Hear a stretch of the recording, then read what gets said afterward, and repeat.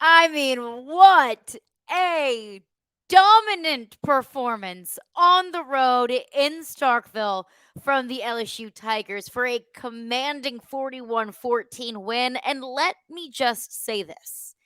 I think we just saw Jayden Daniels' best performance in an LSU uniform.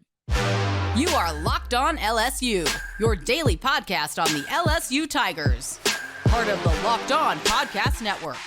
Your team every day.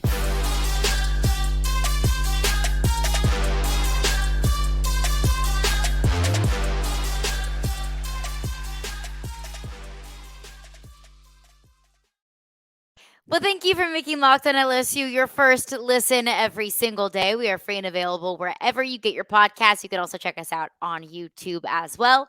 My name is Caroline Fenton, and I am your host, as I am every single day. What a big freaking win from LSU over the weekend, taking down the Bulldogs, just absolutely pummeling them in their home stadium, 41-14. One thing that I said about this game, and one thing that I've said about LSU all the time is, I just want them to be normal.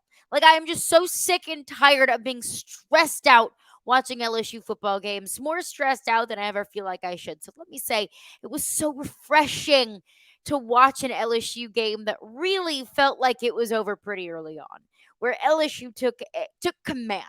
Not a commanding lead necessarily, but they took command of the game early.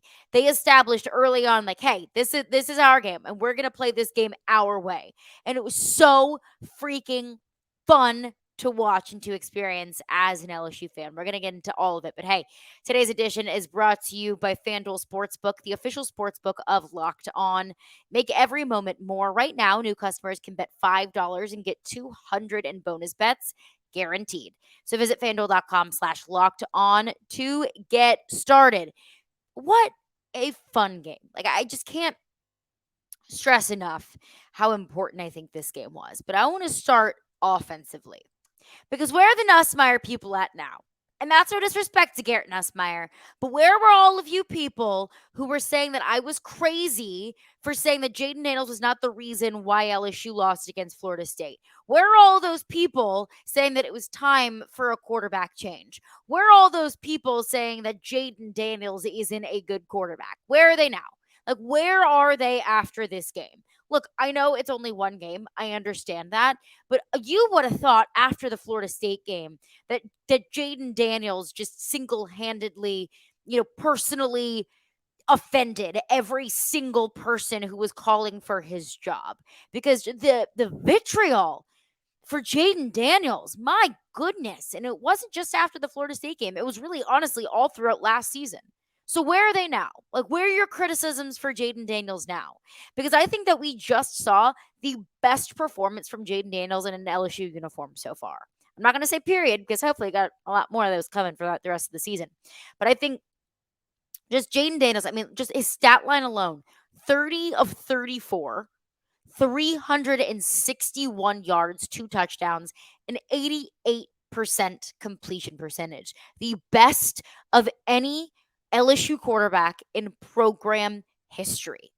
Look, I don't like to compare the two between Jayden Daniels and Joe Burrow, but any passing stat that you can break a record for, you can break Joe Burrow's record. I think that's a pretty darn good thing. As you can say, yeah, I'm in the record books and I broke Joe Burrow's record. Like, I think that's a pretty good stamp on a quarterback's day. So just the stat line alone, like, if you want to be a box score warrior, you can. And you can see just how dominant of a performance Jayden Daniels had on Saturday in Davis Wade Stadium. I mean, he looked confident.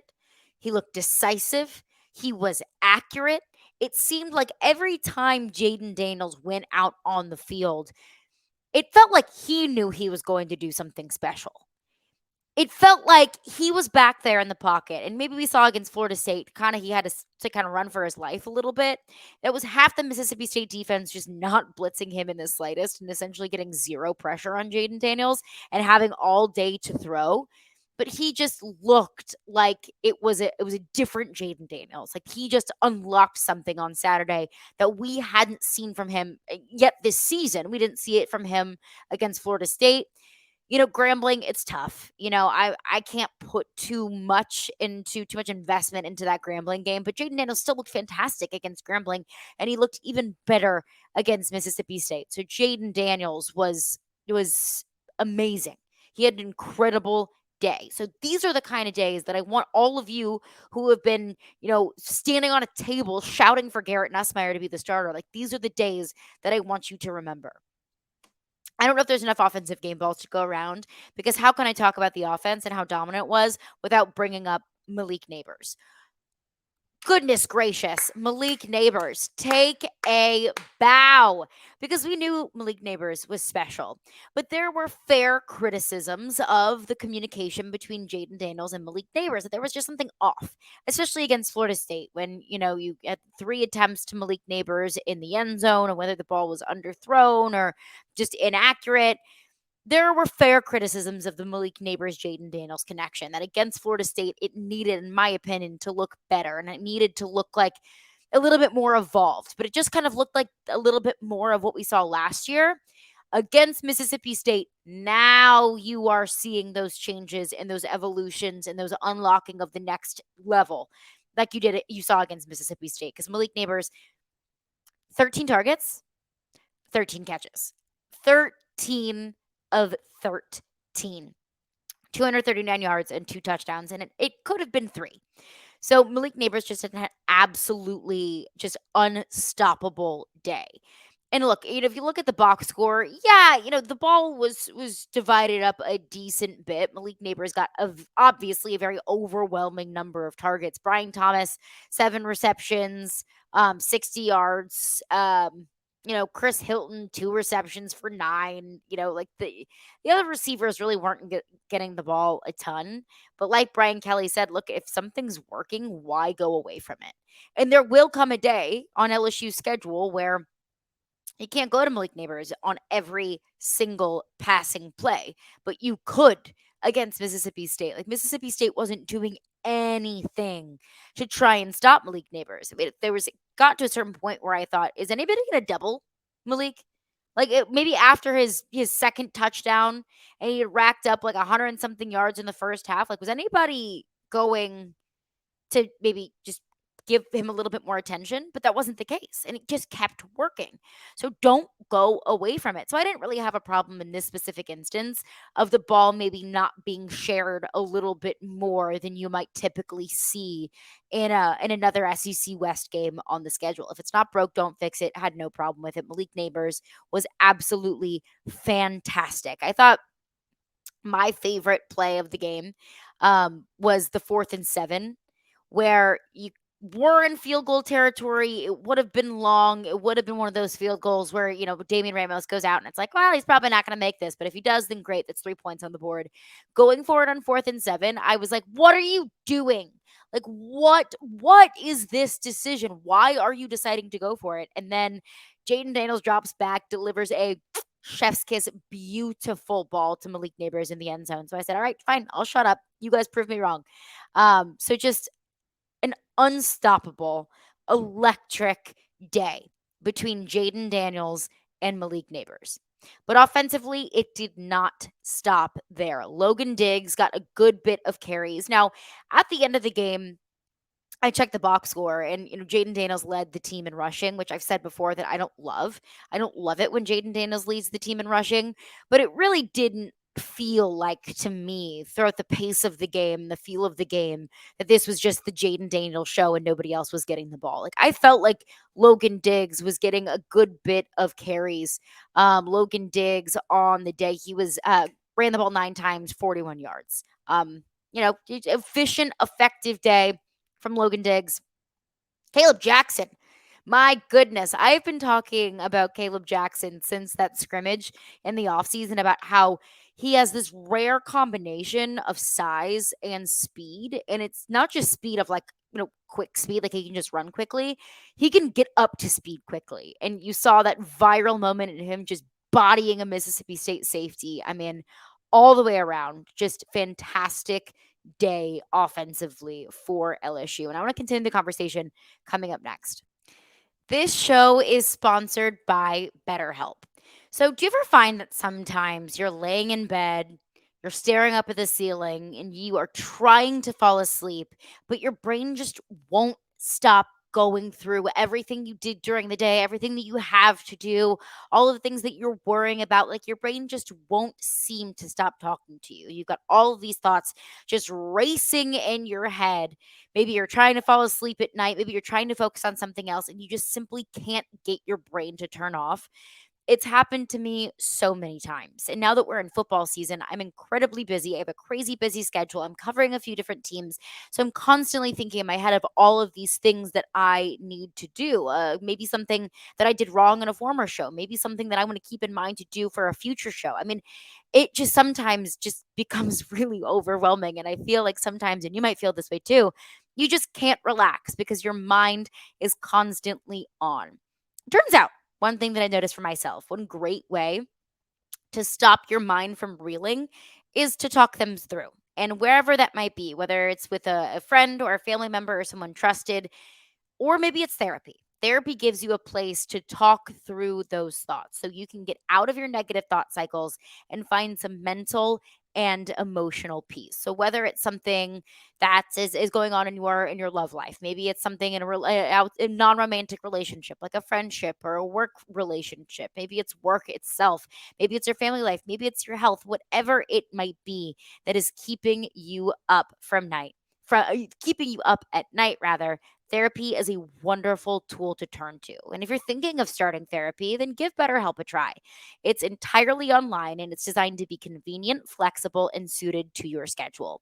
Whether you have a crazy work life, whether you have kids, whether you have a lot going on in your life, I understand that sometimes it's hard to take time of it out of your day, to drive to an office, to block out time with a therapist and, take the time to drive home. There's a lot of commitment that's involved. But the great thing with BetterHelp is that it's incredibly flexible. You can flex it to your schedule and make sure that you can fit therapy into your busy life. So just fill out a brief questionnaire to get matched with a licensed therapist, and you can switch therapists at any time for no additional charge so you can find the perfect person that you feel like suits your needs.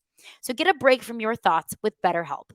Visit betterhelp.com/lockedoncollege today to get 10% off your first month. That's betterhelp, HELP.com/lockedoncollege. Well, thanks again for making Locked On LSU your first listen every single day. We are free and available wherever you get your podcasts. And hey, college football season is here. And this season, Locked On is kicking up our coverage with Locked On College Football Kickoff Live.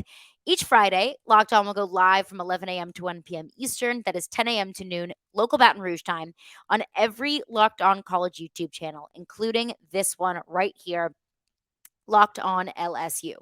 College Football Kickoff Live will cover playoff implications, the conference rivalry games, and will go in depth like only Locked On can, including insight and analysis from our stable of Locked On College hosts covering their team every day.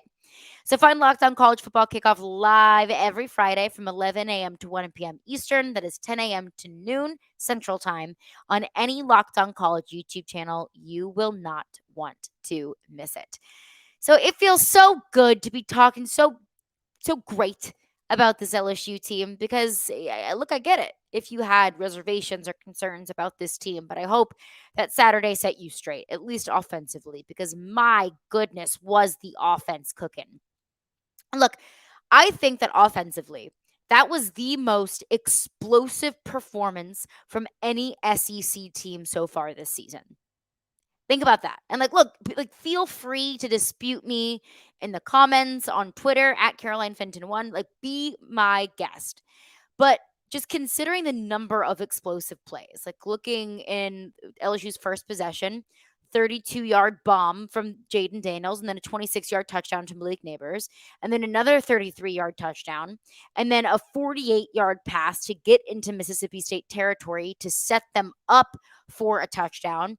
Jayden Daniels had a big 23-yard run, and that's only in the first half alone. I think that's a testament to how this LSU offense looked on Saturday because, I mean, it was unstoppable. And I don't like to do this. So let me just couch that by saying this. But do you remember in 2019 how it felt like every single game there was just going to be some sort of fireworks offensively? I got flashbacks to that on Saturday. Now, look, I'm not saying this team is the 2019 team. I'm not saying Jayden Daniels is Joe Burrow. I'm not saying any of that. I'm just saying the feeling of every time LSU had the ball, you felt like something special was going to happen. After the first few possessions, I started to get that kind of feeling. Because look at LSU's first few possessions. Field goal, which, first of all, that should have been a touchdown on that first possession. A false start pushed you back. It was 4th and 1. Should have been a touchdown. False start pushes you back to 4th and 6. You kick the field goal instead of electing to go for it. That was a 4-point mistake that seemed like a much bigger deal in the moment than it does now, considering the final score. But still, like pre-snap penalties like that, it's frustrating.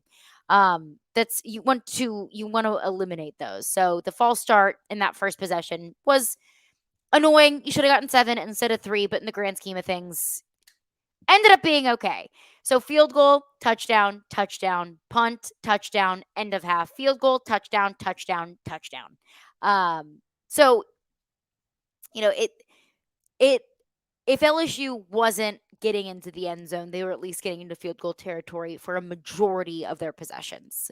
So that alone, that it was an explosive performance. And then the other side of that is the fact that the SEC as a whole just simply has not looked very explosive and hasn't looked very dominant in any performance yet.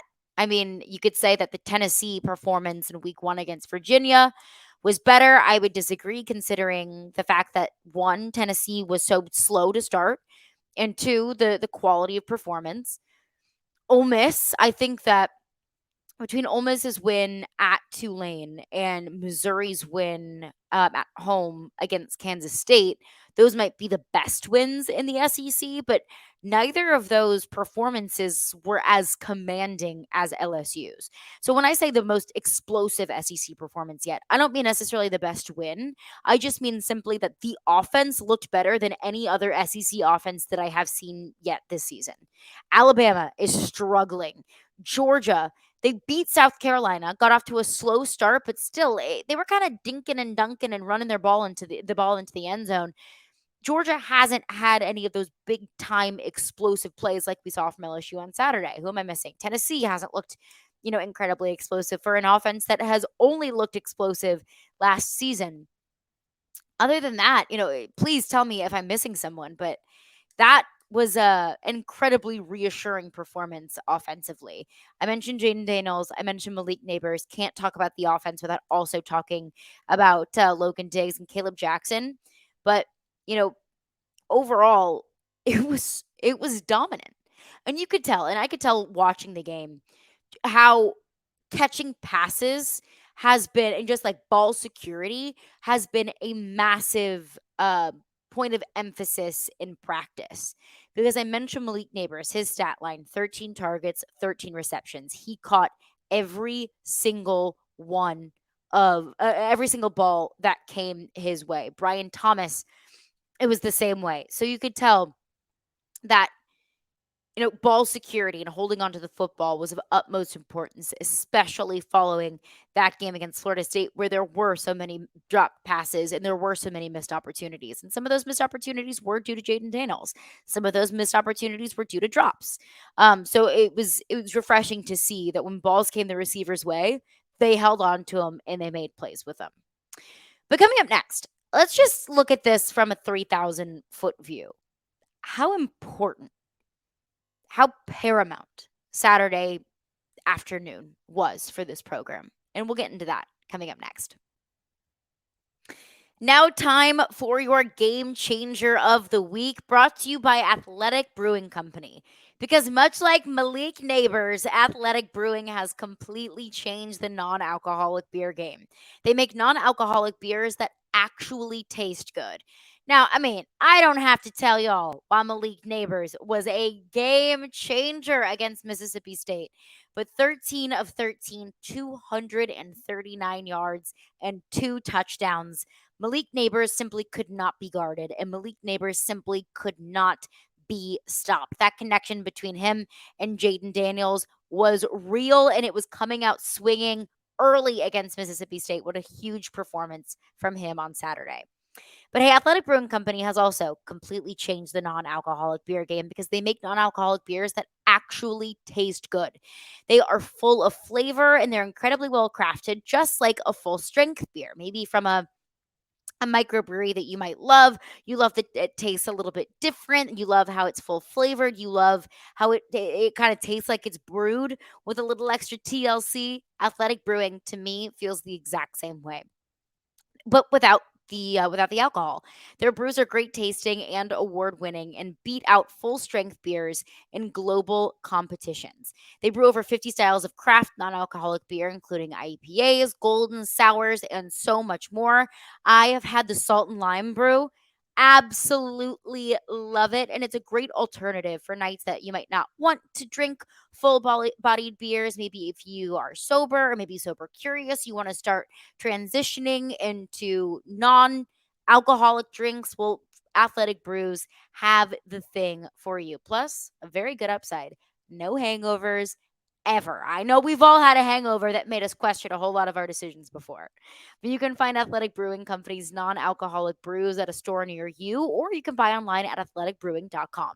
First time customers can use code LOCKED ON to get 15% off your first online order. That's code LOCKEDON at checkout for 15% off at athleticbrewing.com. Near beer, exclusions and conditions apply. Athletic Brewing Company, fit for all times. Well, thanks again for making Locked In LSU your first listen every single day. We are free and available wherever you get your podcasts.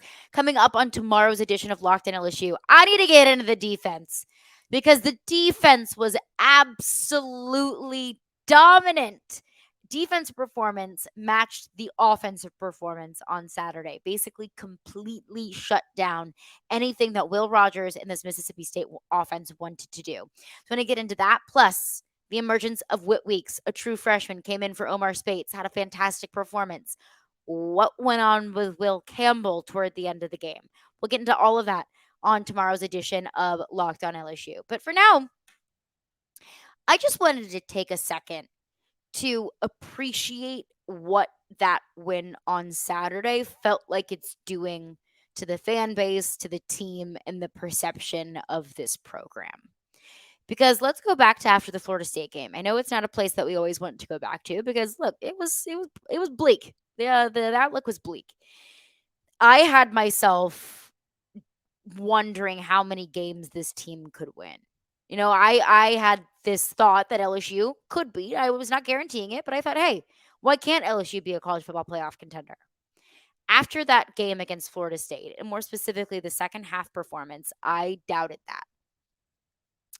I said, I don't know, if this team can't stop what Florida State was doing, if this team couldn't capitalize in the red zone, if this team couldn't create holes for the run game, if the secondary struggles to stop some of the top wide receiver talent in the country, then maybe the ceiling's not as high as we expected. Maybe Brian Kelly is 100% correct that this team is still a year away. And maybe all of those things still are true. Maybe LSU is just simply not a college football playoff contender. Maybe LSU, in fact, is 1 year away. Those things all can be true. But I think that this win on Saturday assured all of us of simply how good this team can be when it's firing all cylinders, when you have a sound and solid game plan like they did on Saturday against Mississippi State. I mean, I think that this team could compete with anybody in the SEC, especially considering how wishy-washy and not dominant the SEC has looked at times. And look, I don't know how good Mississippi State is. I don't know how many games this team's going to win this season. And I'm not acting like a win over a Mississippi State team that was picked by the media to finish last in the SEC West is now completely changing everything. And now I think that LSU is the best team in the country. That's not the case. That's not the case in the slightest. I'm not going to crown LSU just simply for beating, a maybe average at best Mississippi State team. It's the fashion in which they won.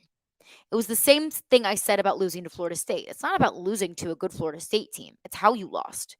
It's not about beating a Mississippi State team. It's how you won. It was on the road in Starkville in a hostile environment at 11 a.m. where, LSU doesn't play a lot of 11 a.m. games. Like, that was something that Brian Kelly brought up a lot last week was it's 11 a.m. Can't be sluggish, because we have seen this team come out looking a little sluggish. We have seen this team come out and start fairly slow. And I had said, look, you can't start slow against Mississippi State. Can't start slow against Arkansas. I don't care who it is. I don't care how many games they've won. You can't start slow. This team came out quick, and this team came out ready to rock. It was refreshing to see that. And the domination on the road against an SEC West foe, it's never easy. And it's never something that I'm just going to say, whatever. It was just this team. It was just that team. No, Mississippi State's not the class of the SEC, but you win in on the road in a time that you're probably not very comfortable with, kickoff time, and you dominated. You did everything that you needed to do. You gave yourself every possible chance to win, and you did it, and you executed. And look, it wasn't perfect. I didn't love the penalties. I mentioned the false starts, mentioned Will Campbell, which we'll get into tomorrow. It wasn't all perfect. You gave up a 51-yard run to Jaquavius Marks. You don't love that. Not every game that you play in the SEC is going to be perfect, but it's coming out and taking care of business, getting the ball into the hands of your playmakers, protecting the quarterback, and limiting what the opposing team can do offensively. That's the key to success, and that's what LSU did on Saturday. So I think it was a really good reminder to all of us that maybe we forgot after that loss to Florida State. Maybe we're all so bummed and deflated and unmotivated after that loss to Florida State that I think maybe we lost sight of how much good this team really has on it. And, after we've seen a couple games from Florida State, not a great game against them from Boston College, but they did find a way to win. But I think we've seen how good Florida State really can be. And maybe, just maybe, LSU had a bad half against Florida State, and that cost them the game. And that happens sometimes. But how do you learn from it? How do you overcome it? How do you make sure that that doesn't impede what you want to achieve later in the season? That's the important question. How you recover from a loss like that. How you avoid the problems that led you to that loss. And it looked like against Mississippi State that LSU went back to the drawing board, used Florida State as a learning experience, and said, we're not going to let us shoot ourselves in the foot like that again. So, again, it's a win. You're 1-0 in the SEC. That's all you can ask. Am I going to call you a national title contender after beating Mississippi State? No, I am not. But I would be lying if I said I didn't feel better about this team and what it can achieve now than I did maybe 2 weeks ago. But that's going to do it for me today. Tomorrow, let's focus in on the defense and the latest on a few individual performances. Whit Weeks had a fantastic day. No Greg Brooks. What's the latest on him? And also Will Campbell. What happened there? All of that coming up on tomorrow's edition of Locked On LSU.